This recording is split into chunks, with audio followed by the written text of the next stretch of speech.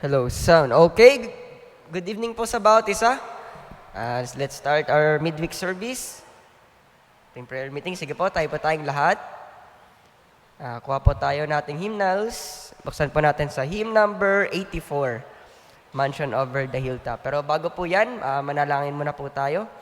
Panginoon, salamat sa gabi na ito na binigay niyo sa amin upang sambahin ka sa Espiritu at katotohanan. Patawarin niyo po kami sa aming pagkulang pagkasala sa iyong harapan.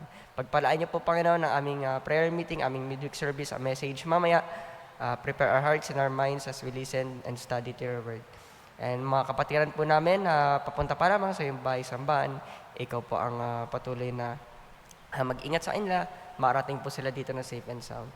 Lord, bless po ang service namin ngayong gabi. In Jesus' name, Amen. Hymn number 84, Mansion Over the Hilltop. Let us sing all the three stanzas.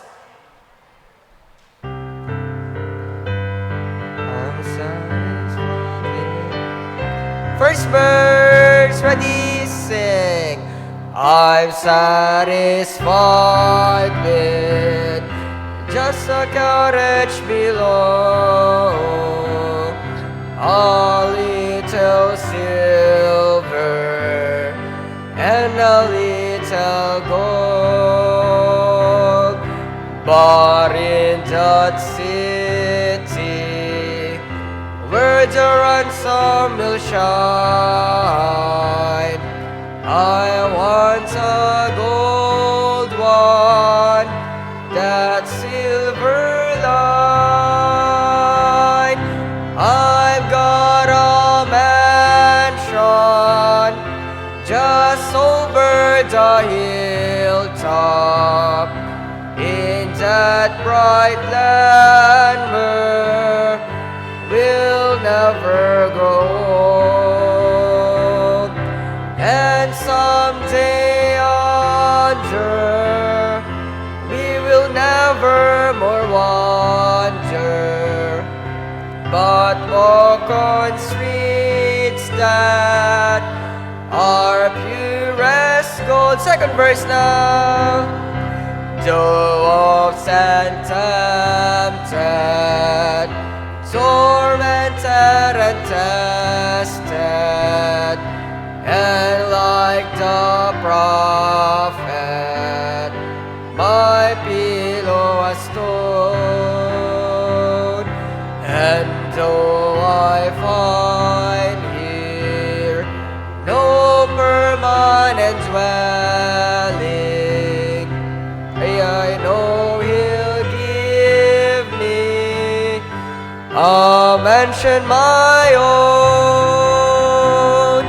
I've got a mansion just over the hilltop, in that bright yard where we'll never grow, and someday under we will never more wander, but walk on streets that are purest gold. Last verse. Don't take me poor or deserted or lonely. I'm not discouraged,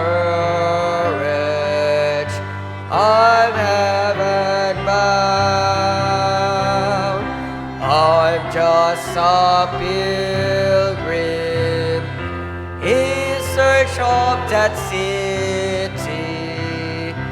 I want a mansion, a harp and a crown. I've got a mansion just over the hilltop, in that bright land where we'll never grow, and someday yonder we will never more wander, but walk on streets that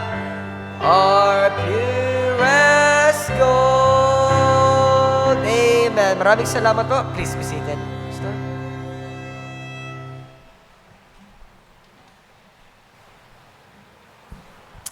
Amen.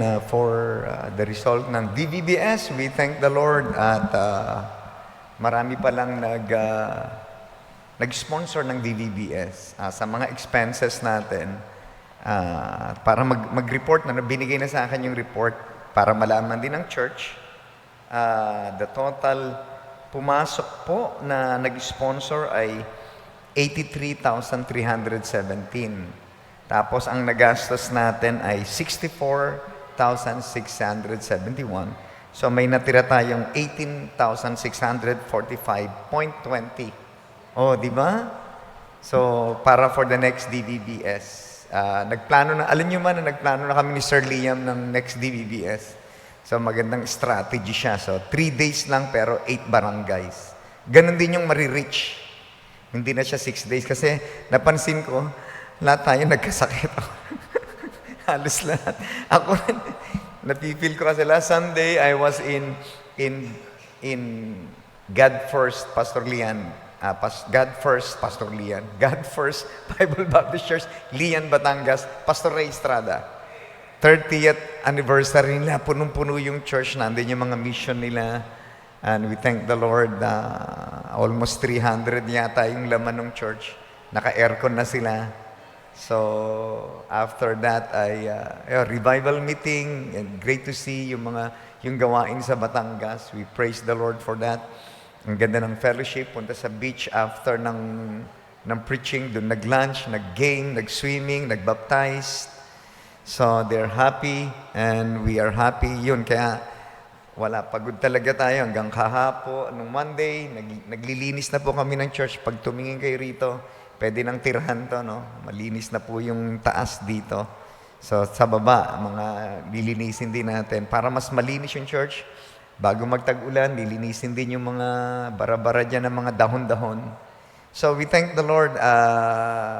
Medyo pagod, pero okay naman. Sulit naman. We praise the Lord for that. At Thanksgiving natin yung DVBS. Isa sa mga, wala rito, alam ko nung Sunday, nag-report na kayo. Pero ni-report ko lang, binigay sa akin yung financial report para alam niyo na the Lord ay nag-provide talaga. Iba talaga pag pinagpe-pray, di ba? Pag pinag-pray yan at maraming bata ang na-reach, we thank the Lord. We are praying for more volunteers next year.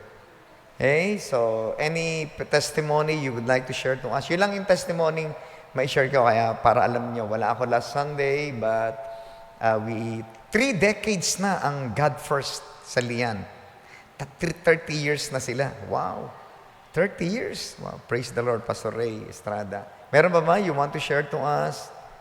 Nung DVBS, nakapag-share din ako ng 12. Nakapag-win ako ng 12 kaluluwa pala nung DVBS. Yung 5 araw na yun, naka-12 ako. Praise the Lord. Yung mga nakatambay na mga magulang, naghantay, sinashare natin, di ba? Alam ko iba, ganun din ginawa ninyo.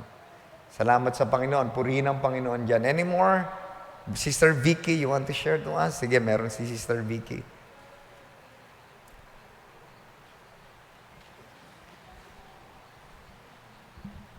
Good evening po. So, share ko lang po yung joy na talaga pong nag-work ang Panginoon sa DBBS, no?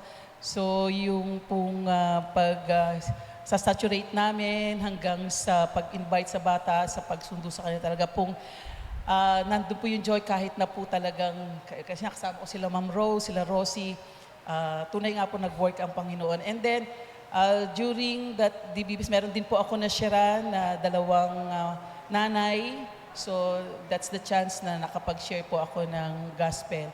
And also dun sa mga bata nakaka-bless, no? Kahit na may mga naging problem pero talaga pong sulit po yung pag-share sa mga bata ng salita ng Panginoon. So kanina din, nagpunta kami ni Ma'am Marlene dito sa San Juan. So nakapag-share kami ng 2 teenager. Kapag bahagi din kami sa 15 ba yun? 15 na bata kanina. So excited sila kasi 2 weeks kami namin hindi na sila nadalaw, pero kanina excited sila at tinanong nila kung bakit. Hindi daw namin sila sinama sa DBBS.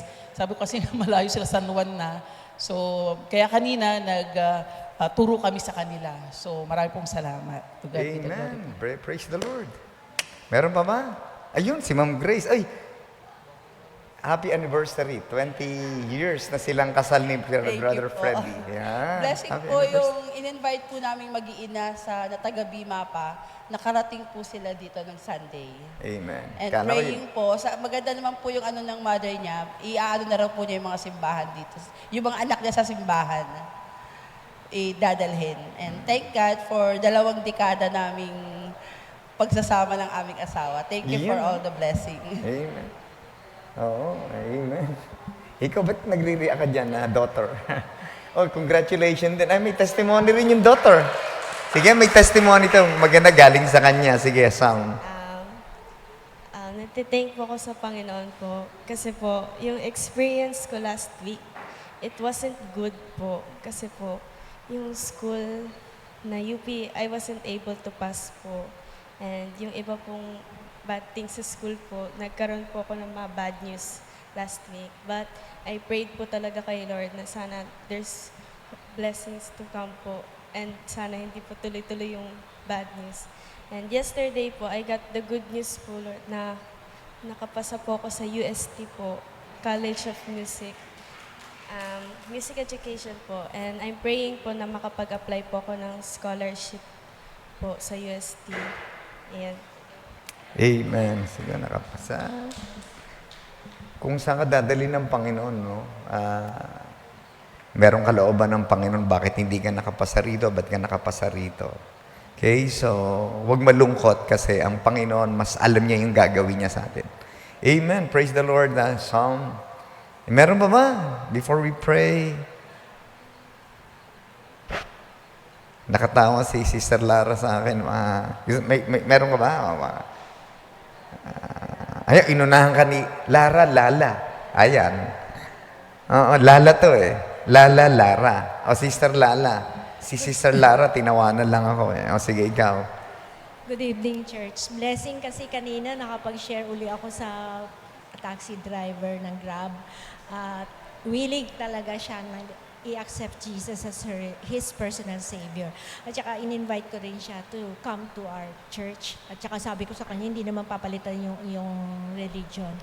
Ang blessing, dalawa yung mag-sponsor sa akin sa pag-enroll sa BB.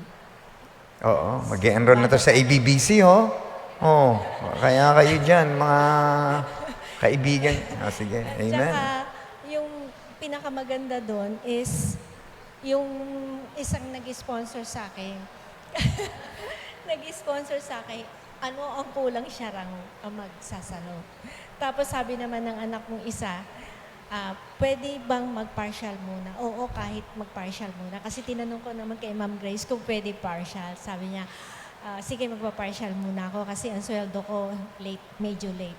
Blessing talaga na God allowed me to go back to school sa Bible College because noong 2019, I studied at Bethany Bible College. Pero I wasn't able to finish my study there. Maraming kumontra sa akin. Pero this time, I prayed for it naman. Kasi natouch ako dun sa college day ng BBC na yung the call.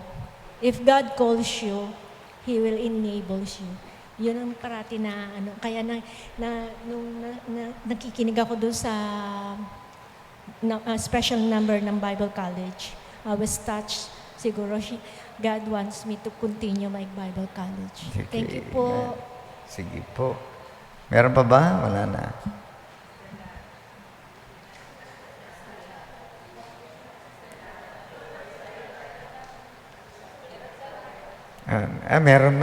Meron ba, Sister Lara? Oo, di ko na, napilitan na lang to. O, sige. Kasama natin sa DBBS to eh. Good evening po. Nagpupulit nagpapasalamat po ako sa Panginoon sa nakaraan pong DVBS na tunay po na ang paglilingkod sa Panginoon ay isang pribilehiyo. It's really a joy unspeakable po talaga na muling magamit ng Panginoon sa kanyang gawain. And yung pong bawat umaga po na devotion po natin sa baba. Malaking tulong po. Yung kumbaga po talagang lakas po siya yung salita ng Diyos na nakaka-excite po na bago pumunta po sa area, kakain po muna ng salita ng Panginoon para may handa ang puso ng bawat isa para po sa laban na harapin ng mga pupunta sa bawat area po. Talagang blessing po para sa akin talaga na nagbibigay lakas po siya ng aking espiritu na isa po talaga siyang pagkain ng kaluluwa na bago pumunta po sa area ay meron kang daladalang salita ng Panginoon sa puso. Ipapasalamat din po ako sa Panginoon na ito po, yung pong DBBS ay kumbaga po yung way para magkakilala po. Makilala po na ko po siguro ang bawat isa po closely. At ako po talagang walang masabi sa Panginoon, napakabuti po ng Panginoon. Dahil po kami naririto. Salamat po. Amen. Buti nga. Kaunti na lang, iiyak na si Salara. Buti, pinigilan natin. Sige, let's go. Get your partner, get your prayer list, pray for our brethren. Sige po.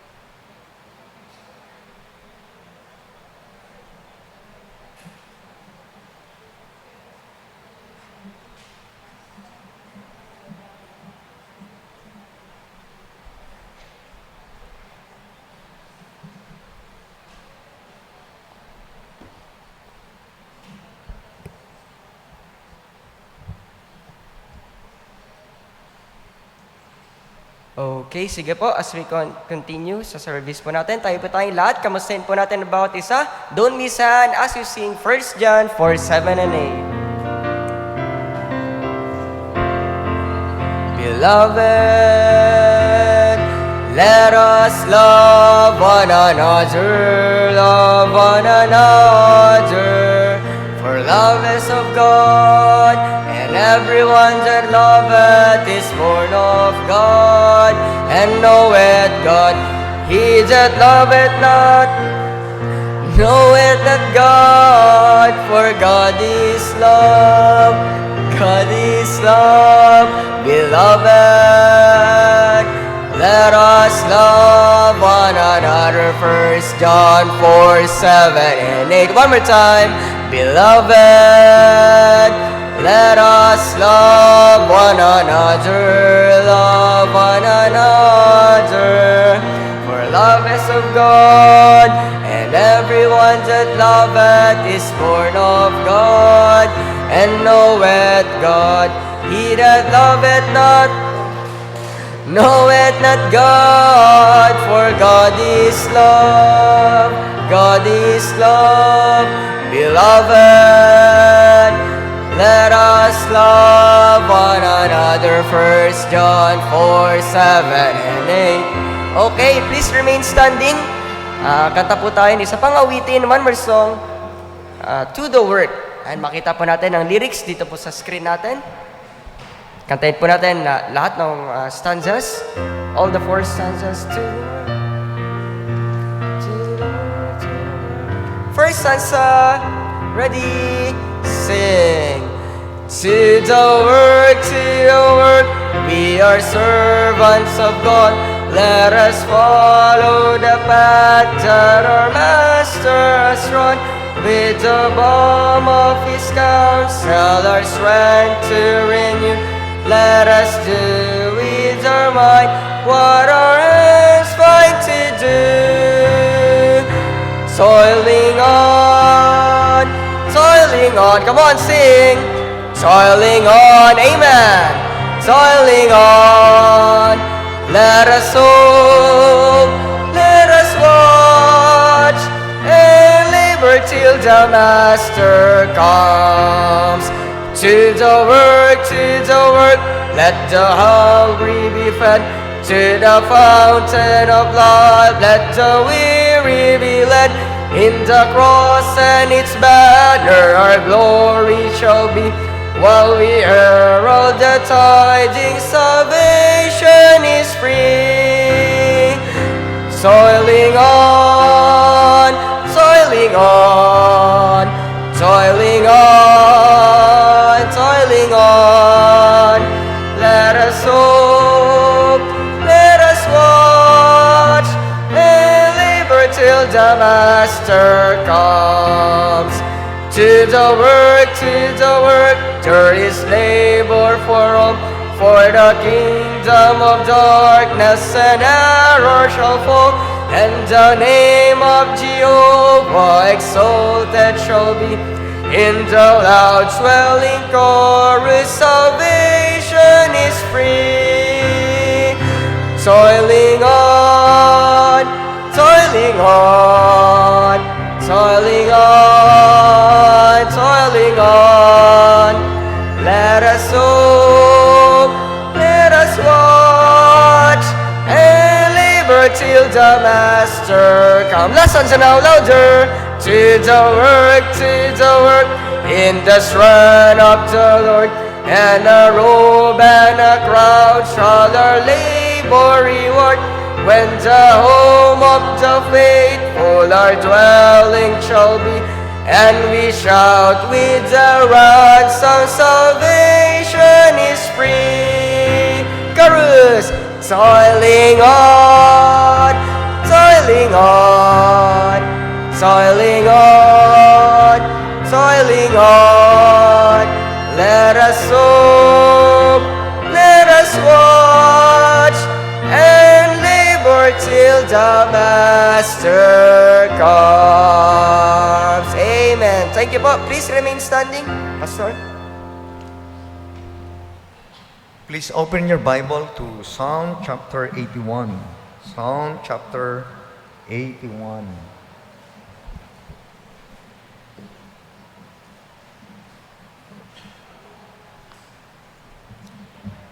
Psalm chapter 81, verses 10 and 11. I am the Lord thy God, which brought thee out of the land of Egypt. Open thy mouth wide, and I fill it, and I will fill it. But my people would not hearken to my voice, and Israel would none of me.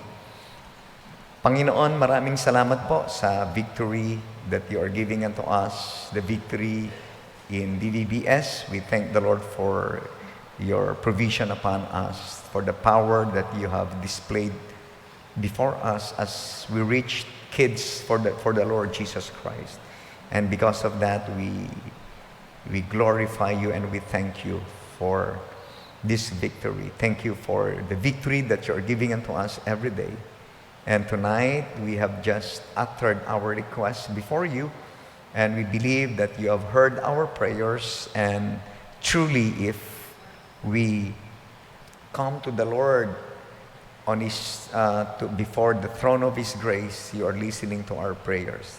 At alam namin, lahat ng victories ay maitatrace mo sa mga nagpe-pray, and tulungan mo na ang church na ito ay maging praying church, maging prayerful po ang mga members sapagkat nandun po yung tagumpay. Tonight, we pray that you would touch our soul, touch our heart with your word. Use your servant. Thank you, Lord, for the word of God. And those who are listening to us, whether on-site and online, may the Holy Spirit talk to us and speak to us. Then let the word of God be our comfort for today. In Jesus' name we pray. Amen. You may be seated. Thank you very much.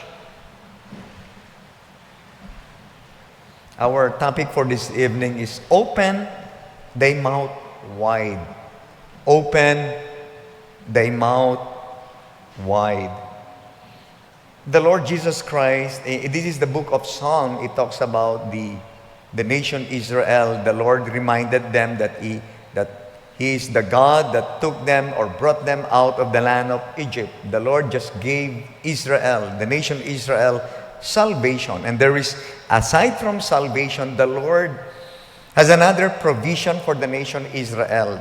The Lord brought them from captivity for more than 400 years. And the Lord brought them, these people, to a land that floweth with milk and honey.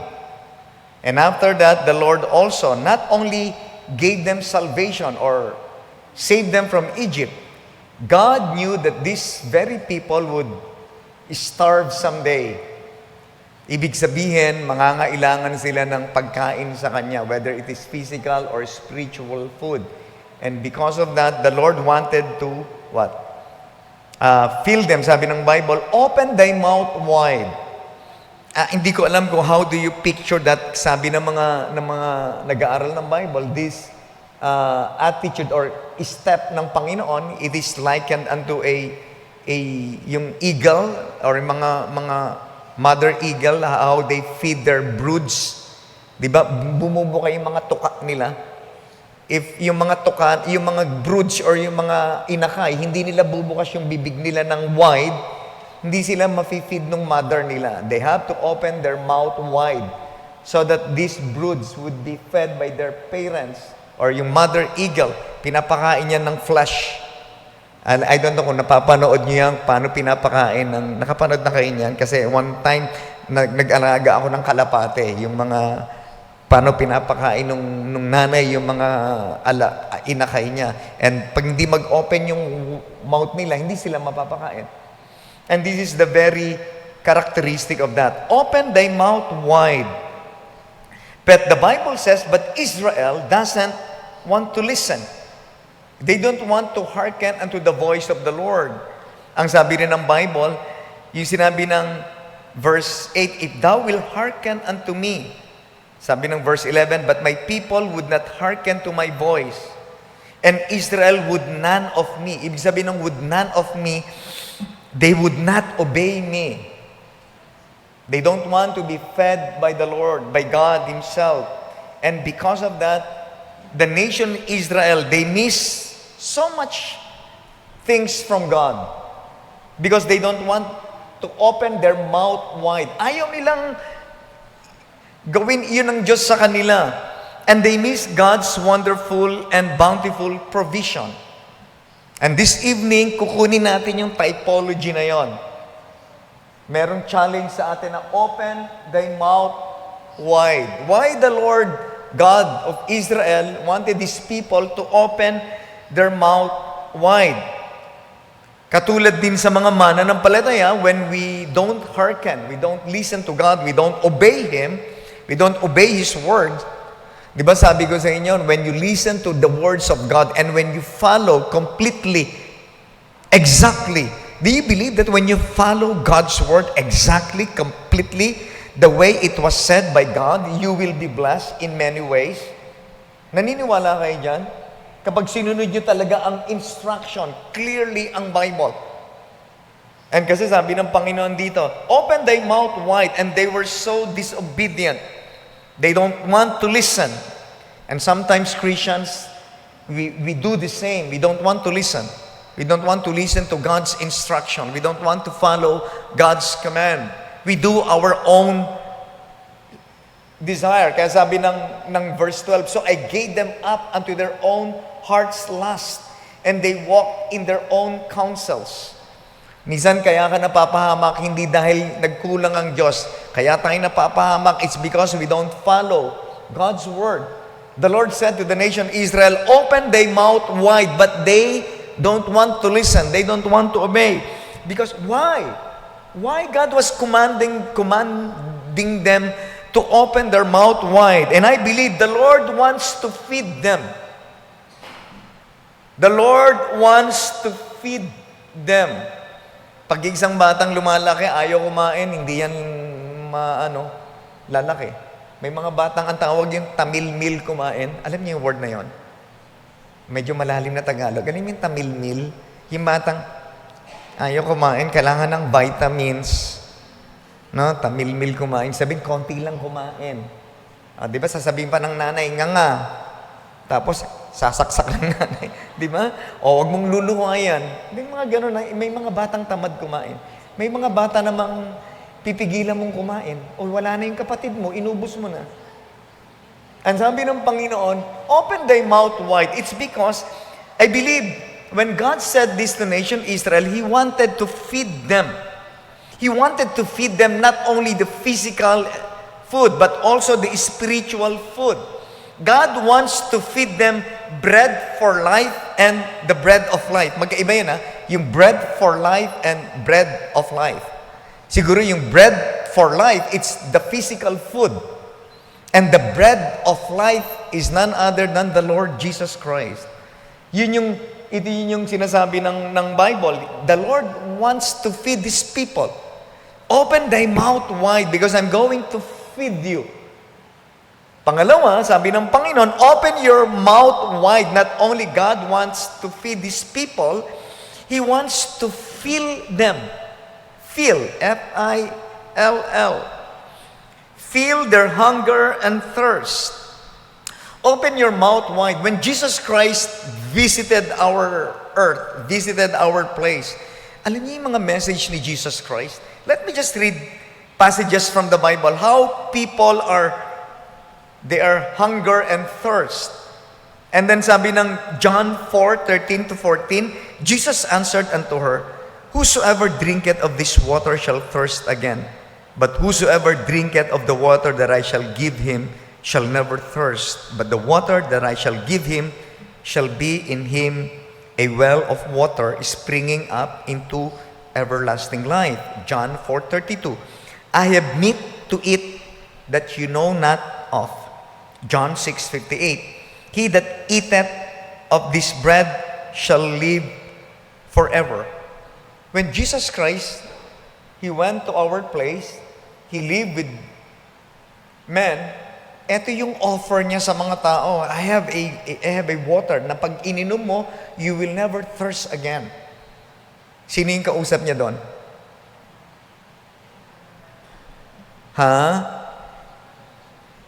The Lord was talking to whom? When He offered this living water, He was talking to, He was talking to a Samaritan woman. Very good. Nabasa niyo yung istorya nun? Hindi ko pa masyadong, pero bibigyan ko kayo ng konting portion doon kasi maganda yung pupunta lang ako doon kay Samaritan woman.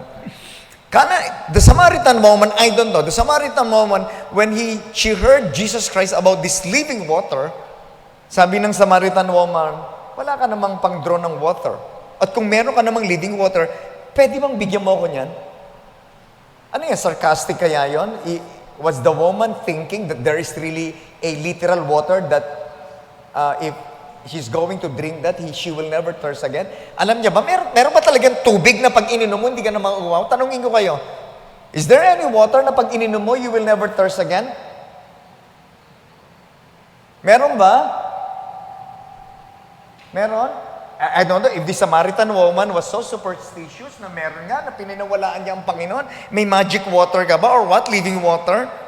But later on, why the woman, when she was asking the living water, paano niya na-realize na natanggap niya yung living water? Alam niyo, ang tagal na natin ang binabasa yon, pero bakit yung babae? Paano niya nalaman that Jesus Christ, that the Lord Jesus Christ was not offering a literal water? He was actually offering Himself. Later on in the discussion, the Samaritan woman, she realized that the living water is none other than the person of Jesus Christ. How did the woman realize that? Paano niya nalaman na si Jesus Christ siya yung living water? Di ba ang gandang tanong yan? Paano niyo nalaman yan? Gusto niyo malaman yung sagot? Mag-enroll kayo sa ABBC. Hindi, biro. Tinuturo ko kasi yan yung study. Kasi maraming tao nun, they were looking for answers, katulad ng woman. Sige, gusto niyo malaman, isasama ko na. Kasi gusto ko rin, meron akong preaching dyan about that, pero isasama ko lang ng konti yan para ma-appreciate niyo yung discussion na yun. You know what happened? When the woman perceived that Jesus Christ knew her private life, Jesus Christ asked her, "Where is your husband?" Kasama ko ngayon is not my husband. Sabi ng Panginoon, nagsasabi ka ng totoo. Kasi yung kinakasama mo ngayon, hindi mo husband. Nagkaroon ka ng 5 asawa. And siguro sa 5 asawa niya, she was never satisfied with each husband. And the Lord told her story. And then later on, the woman said, "Are you the Christ?" Bakit niya nasabing Jesus Christ is the very Christ, the very Messiah? Kasi isa sa karakteristik ng Messiah. You know why the woman was convinced that Jesus Christ is the very living water? Because one of the marks of the Messiah, He is going to heal a broken-hearted person. And she realized that Jesus Christ, through that conversation, she was healed by the Lord of her broken heart. And she perceived that Jesus Christ, when He was talking about the living water, the Lord Jesus Christ was not referring to the literal water. He was actually referring Himself. Ang ganda nun, di ba? Ang ganda nun yung beauty ng discussion na yun. But I tell you, the Lord Jesus Christ, when He went to our place, He wanted to fill us because we are, what? Gutom tayo at uhaw tayo. Di ba? Ang offer niya, living water. Ang offer niya is meat that you know not of. Meat for everlasting. Sabi niya, di ba? Eat at this bread shall live forever. He was offering food that will last forever. When Jesus Christ commanded His people, the nation Israel, "Open your mouth wide because I'm going to feed you." Open your mouth wide. Whenever you listen to the preaching, whenever you read your Bible, open your mouth wide because God is going to feed us with the bread for life and with the bread of life. Open your mouth wide because the Lord is going to fill us our hunger. Yung gutom at uhaw na ibibigay ng Panginoon, hindi kayang ibigay ng mundo. Sabi niya, I am the Lord your God. Not only that He is going to feed them, not only that He is going to fill them, He is going to give them a feast. Your Bible, Psalm 81 verse 16, tingnan nyo. Psalm chapter 81 verse 16. Anong sabi ng Bible? Basahin din natin yung verse 15 and 16. The haters of the Lord should have submitted themselves unto Him, but their time should have endured forever.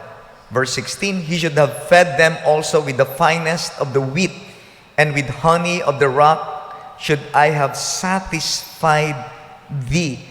He will give us a feast, something that would satisfy us, something that would gratify us, and it is pleasurable.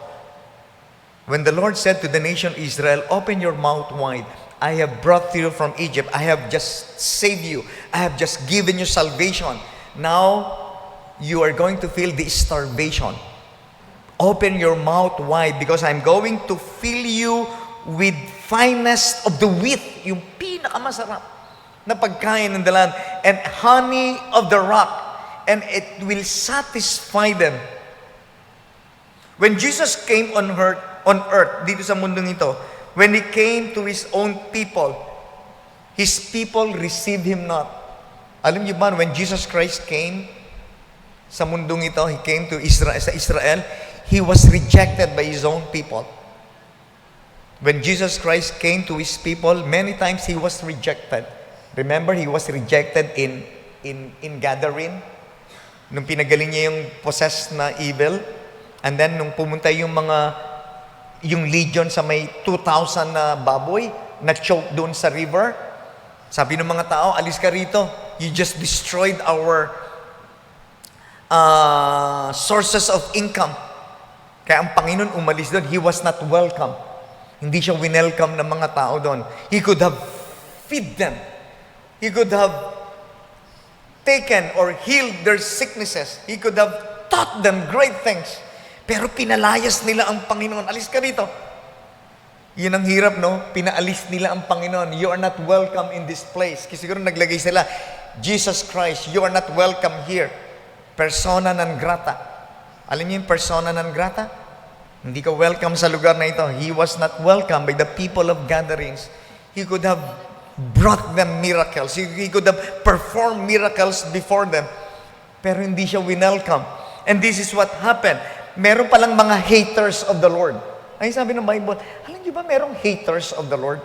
And if you are a hater of God, God can never feed you. Ang sabi ng Panginoon, if you will just open your mouth, I'm going to feed you with the finest of the wheat and the honey of the rock, and you will be satisfied with this. Ano bang pinaka-food natin bilang isang mga mananampalataya? Well, ang pinaka-food natin physically, kailangan natin kumain, physical food, but there is greater or better kaysa sa physical food. Sabi ng Panginoon, man shall not live by bread alone, but by every word that proceedeth out of the mouth of God. Nowadays, we enjoy feasting. Di ba? Nauso yung eat all you can na yan, ano? Nung nauso yan, maraming Pilipinong naging obese. No? Kasi ang sarap kumain. Alam niyo bakit masarap kumain? Pag ang pagkain, masarap ang pagkakaluto. Tapos pag gutom ka. Yung pangatlo, pag libre, masarap kumain. Di ba? Pag libre, sarap kumain. Pag yung hindi libre, yung pera mo, ang hirap gumastos. Pero pag libre, sarap. Some people, they live. Di ba? Some people, they eat to live. But some people, they live to eat. Hindi nyo nakuha yun. Ano? Pero iba talagang nabubuhay lang para kumain. Pero maganda, kailangan lang tayo kumain para mabuhay. Okay? Ingat sa pagkain. But this, sabi ng Bible, man shall not live by bread alone. Open your mouth wide. There is, better than the physical food. Walang iba kundi yung spiritual food. And that's none other than God's Word. It is the finest of the wheat and the finest of the wheat and the honey out of the rock. Alam niyo ba yung honey? Ano yan eh? Yung lalagyan ng honey, it is a mass of hexagonal wax cells built by honeybees in their nest to contain yung pinakamasarap na pulot-pukyutan. Nakakain na kayo ng pure honey coming from the honeycomb. Napakasarap nun. Napaka-healthy nun. Healthy ang honey. Napaka-ganda sa katawan nun. And the Lord, iniling tulad din ang Word of God. Sabi nga niya, sweeter than honey and the honeycomb. The Lord said to these people, open your mouth wide because I'm going to feed you. I'm going to fill you. I'm going to give you a feast. Whenever we hear the Word of God preaching from the pulpit, we are being fed by the spiritual food. Walang iba kundi ang salita ng Diyos. Do you open your mouth wide? Medyo hindi, huwag nyo gawing literal yun ha. I'm going to the figurative speech na. Meaning to say, spiritually speaking, how open you are when you are listening to God's Word. Kasi pag ma-miss natin ang God's Word, ma-miss natin yung wonderful things about God's Word. Open your mouth wide. And these people, they don't want to listen to God. You know, pag makita natin yung provisions at blessings ng Panginoon, sinulat ko rito, the blessings from the Lord. If you are going to open our mouth wide, we are going to receive blessings from the Lord. And blessings from the Lord are sweet. Matamis ang blessing ng Diyos. Ha? Bakit matamis ang blessing ng Diyos? Katulad ng honey. You know why it is sweet? Because they always come at the right time. The blessings ng Panginoon, dumarating siya at the right time. Mabanggit, Sam, okay lang mabanggit kita kasi kasama kita noong nakarang week, okay lang. I was with Sound after the DBBS. I was with the young people. Nag-hangout sila sa cafe, sa coffee beans. Wow, mga sosyal na. And they were discussing, they were talking. And this daughter of Ma'am Grace, she was waiting for result of the exams in sa college exams. But sad to say, there were bad news and she was crying. And I told her na okay lang yan, hindi yung school na yan, hindi para sa'yo. Pero kaninang hapon, I saw her, congratulations, son, you just passed one of your entrance exam in one of the reputable school in the Philippines. Sabi niya, yes, you see, the blessing of the Lord is sweet. Napaka-sweet ng blessing ng Panginoon. If it comes at the right time. Ang sarap niyan. Di ba? Amen ba, Sam? Amen, di ba? Ang blessing ng Panginoon, sweet. Kaya huwag ka munang mag-boyfriend, ha? Kasi pag nag-boyfriend ka ngayon, wala sa timing, hindi yung sweet. Ano yan? Bitter yan, mapait. Kasi ang bunga na hindi matamis, ano tawag doon? Maasim yan, ano? Pero pag ang bunga, tamang-tama, it is so sweet. And I believe the blessings of the Lord, matamis siya. Not only that, if you open your mouth wide, the blessing of the Lord is satisfying. Not only it is sweet, it is satisfying. And it will satisfy your soul. It will really satisfy your soul.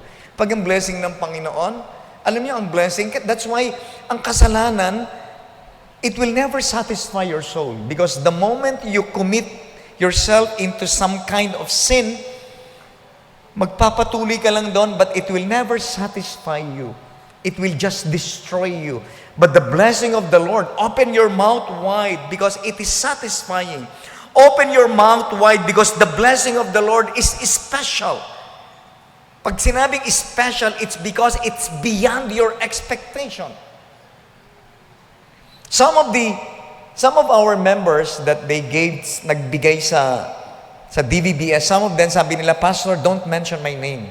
Don't tell my name. Hindi nila pinasabi nila. And that's a good spirit. Maganda yon. Whenever you give something to the Lord, don't let your left hand know what thy right hand doeth. Pero alam nyo, pinag-pray ko sila.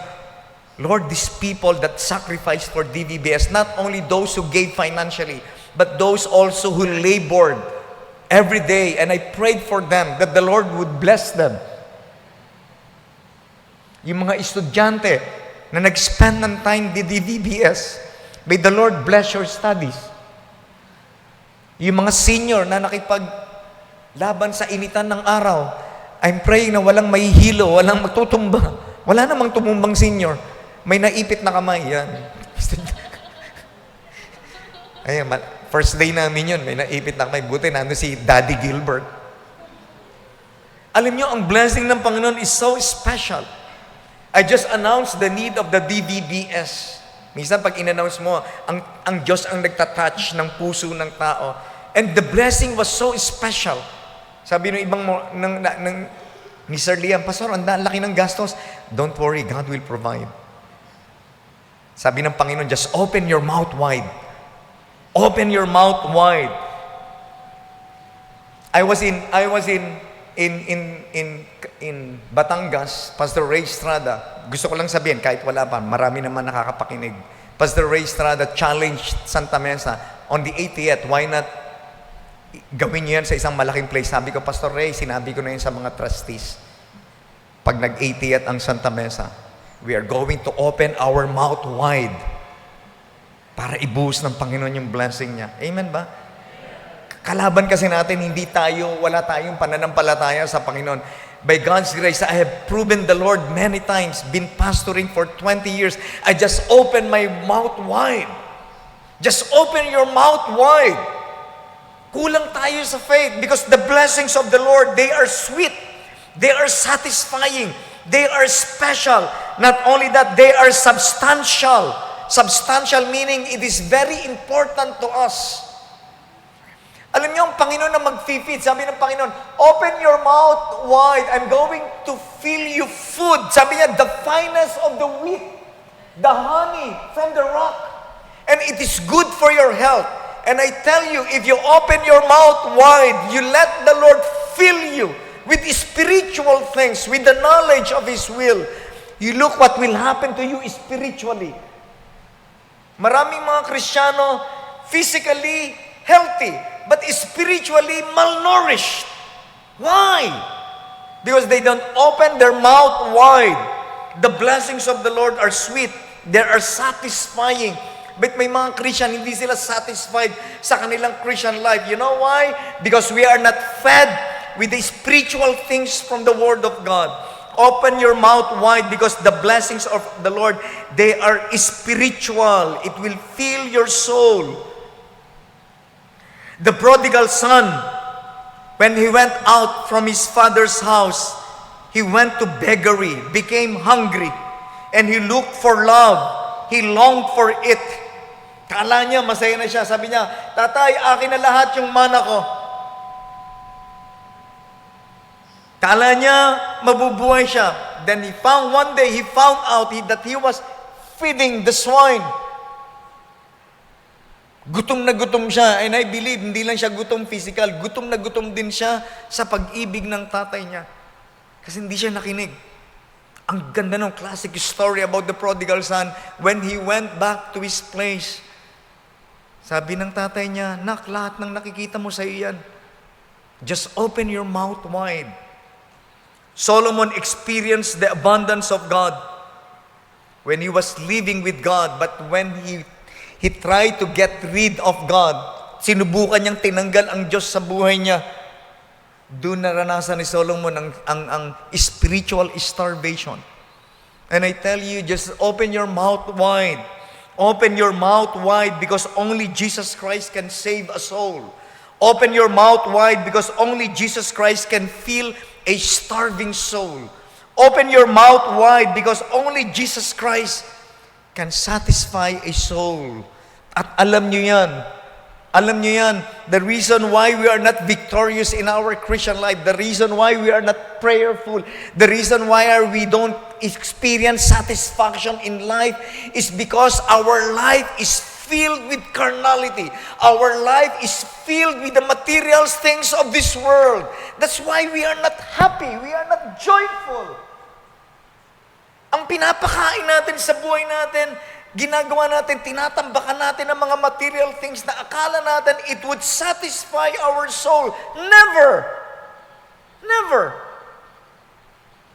Open your mouth wide. Sabi ng Panginoon sa nation Israel, I am the Lord thy God. I know. Alam ko kung ano yung ipapakain ko sa inyo. Kanina nga may nag-testimony, yes, yung DVBS, yung araw-araw na devotion, napakaganda nun.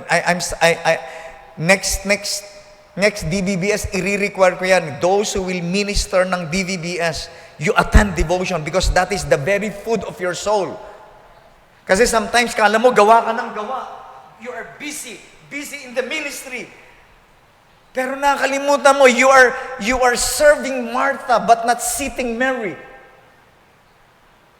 And sooner or later, while you are serving, you don't have the spiritual food that will sustain your strength spiritually. And then you would see yourself na pag naglilingkod ka, then you start to complain. Ako na lang ang nagsata DDBS, ako na lang nagtuturo. Why? Nagko-complain ka because your soul is not fed with the Word of God. Tandaan niyo yan, you read your Bible before any battle. Before Joshua, bago nila pabagsakin ang wall ng Jericho, in every battle, they just gathered and prayed and talked about God's Word. Hindi kayo magiging victorious once you don't have the Word of God. Kaya dapat in every battle, in everything, tingnan nyo na lang ang choir, bago sila mag-start, they have the devotion.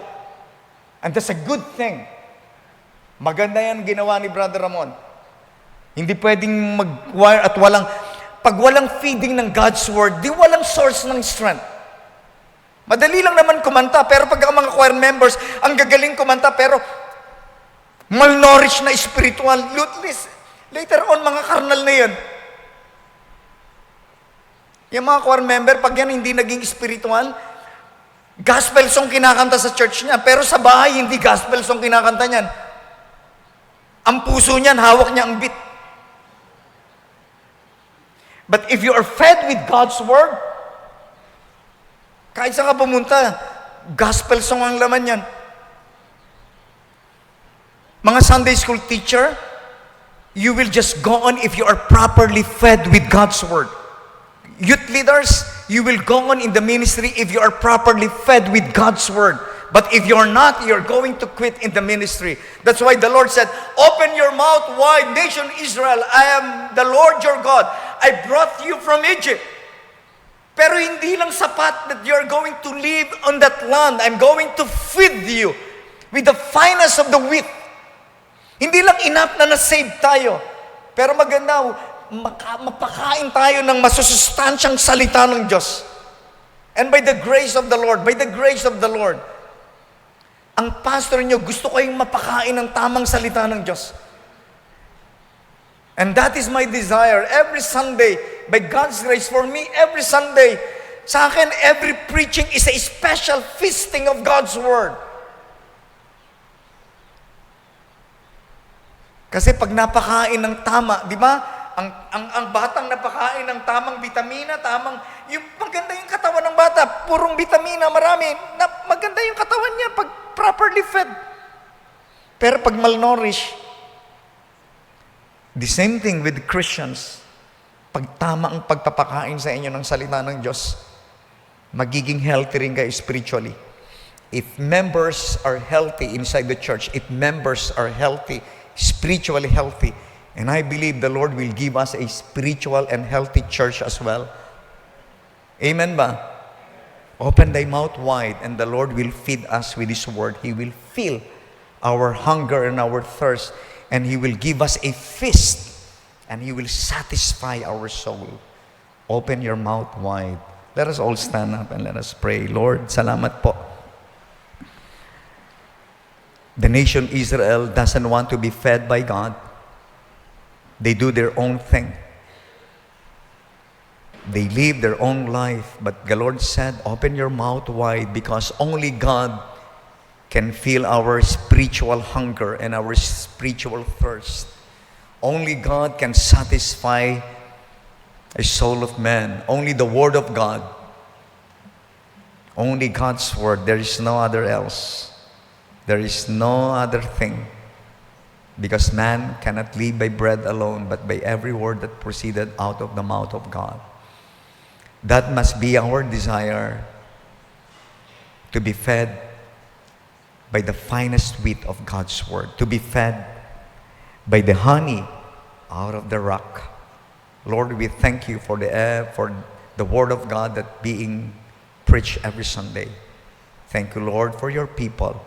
If people are only spiritually healthy, then we can have a healthy church. And a healthy church will be an asset of Christianity. Continue to bless your people. Thank you, Lord, for what you are doing in our church. We thank you for the victory of the DVBS. Lord, we glorify you for that. Continue to bless the people who sacrificed financially, who labored in the ministry. Thou knowest their heart. Continue to bless us this coming Sunday. Give us a meaningful and wonderful worship. We pray for the Mother and Daughter Conference on May 9 and our Mother's Day on May 10. And Lord, continue to be with your people. Thank you, Lord, for what you are doing in our church. Continue to give us increase in quality and in quantity. Lord, we thank you for your provision upon us. Continue to bless your people as we give our offering. And tonight, as we go to our respective places, protect us from any harm and danger, and bring us in our respective places safe and sound. We commit all these things in Jesus' name. Amen. You may be seated. Let's get our offering.